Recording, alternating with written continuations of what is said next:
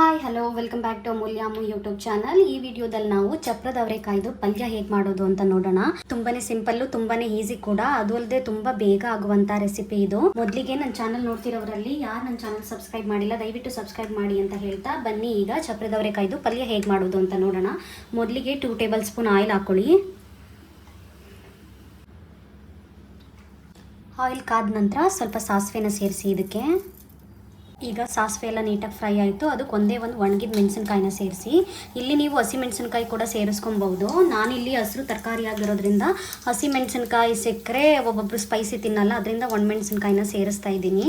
ಇದಾದರೆ ಕೆಂಪಗೆ ಕಾಣುತ್ತೆ, ತೆಗೆದಿಟ್ಬಿಟ್ಟು ತಿನ್ಬೋದು ಅದರಿಂದ. ಈಗ ಇದಕ್ಕೆ ಒಂದೇ ಒಂದು ಗಡ್ಡೆ ಹಚ್ಚಿಟ್ಕೊಂಡಿರುವಂತಹ ಈರುಳ್ಳಿನ ಸೇರಿಸ್ತಾ ಇದ್ದೀನಿ.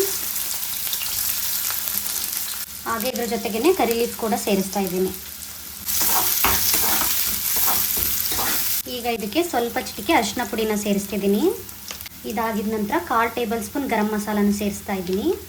ಹಾಗೆ ಈ ಟೈಮ್ನಲ್ಲೇ ರುಚಿಗೆ ಎಷ್ಟು ಬೇಕೋ ಅಷ್ಟು ಸಾಲ್ಟ್ನು ಕೂಡ ಈ ಟೈಮ್ನಲ್ಲೇ ಆ್ಯಡ್ ಮಾಡ್ತಾ ಇದ್ದೀನಿ.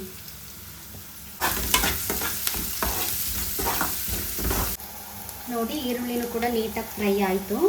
ಇವಾಗ ಚಪ್ರದ ಅವರೆಕಾಯಿನ ಚಿಕ್ಕದಾಗಿ ಹಚ್ಚಿಟ್ಕೊಂಡಿದ್ದೀನಿ ಈ ಸೈಜ್ನಲ್ಲಿ. ಅದನ್ನು ಇವಾಗ ಇದಕ್ಕೆ ಸೇರಿಸಿ ನೋಡಿ. ಈಗ ಇದನ್ನು ನೀಟಾಗಿ ಒಂದು ಮಿಕ್ಸ್ ಕೊಡಿ. ಆಯಿಲಲ್ಲೇ ಇದು ನೀಟಾಗಿ ಫ್ರೈ ಆಗಬೇಕು. ಚಪ್ರದ ಅವರೆಕಾಯೆಲ್ಲ ನೀಟಾಗಿ ಬೇಯಬೇಕು ಆಯಿಲ್ನಲ್ಲೇ.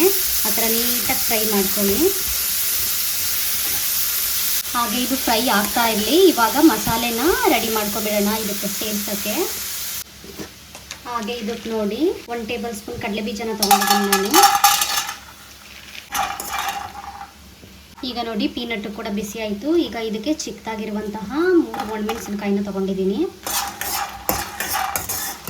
ಇದೆರಡನ್ನೂ ಕೂಡ ನೀಟಾಗಿ ಪೌಡರ್ ಮಾಡ್ಕೊಳ್ಳಿ. ಪೌಡರ್ ಮಾಡ್ಕೊಂಡಿದ ನಂತರ ಇದಕ್ಕೆ ಇಷ್ಟು ಬೆಳ್ಳುಳ್ಳಿನ ಸೇರಿಸಿ ಮತ್ತೆ ಗ್ರೈಂಡ್ ಮಾಡ್ಕೊಳ್ಳಿ. ನೀವು ಫಸ್ಟೇ ಇದ್ರ ಜೊತೆನೇ ಬೆಳ್ಳುಳ್ಳಿನೂ ಹಾಕ್ಬಿಟ್ರೆ ಅದು ನೀಟಾಗಿ ಗ್ರೈಂಡ್ ಆಗಲ್ಲ ಪೌಡರು. ಅದರಿಂದ ಇದು ಸ್ವಲ್ಪ ಗ್ರೈಂಡ್ ಮಾಡಿಕೊಂಡು ಅದಾದ ನಂತರ ಸ್ವಲ್ಪ ಬೆಳ್ಳುಳ್ಳಿನ ಇಷ್ಟೆಸಲನ್ನ ಸೇರಿಸಿ.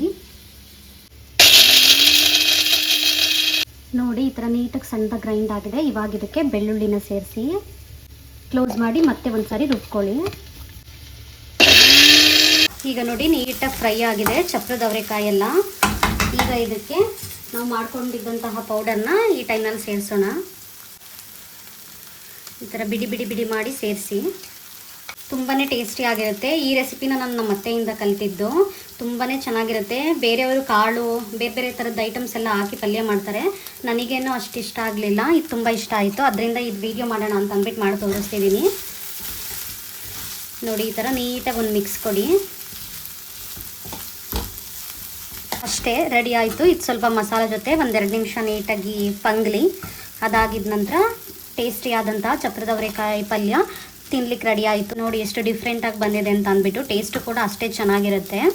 ಇದಾಗಿತ್ತು ಇವತ್ತಿನ ರೆಸಿಪಿ. ಇದೇ ಥರದ ಕುಕಿಂಗ್ ವೀಡಿಯೋಗಾಗಿ ನನ್ನ ಚಾನಲ್ನ ಸಬ್ಸ್ಕ್ರೈಬ್ ಮಾಡೋದನ್ನ ಮರಿಬೇಡಿ.